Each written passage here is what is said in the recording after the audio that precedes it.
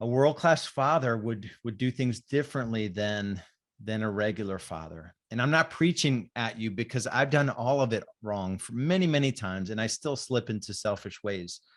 In terms of personal leadership, though, and the questions that we need to ask ourselves, they need to be different if you want to play the game of life and business at a higher level.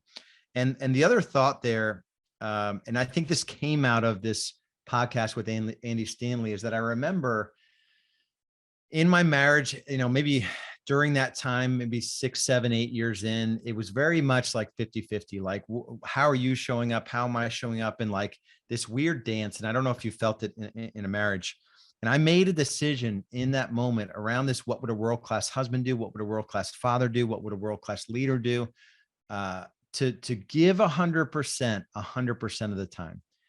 And I fail every day.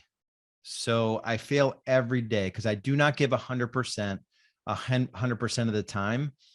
Yet my intention most of the time is to do that. And it's very different than like trying to keep score with someone. How are you giving more? Am I giving more? Like, hey, you're never, quite doing what you should be doing sort of mentality. So I made that shift to 100%, 100% of the time. And it's made all the difference.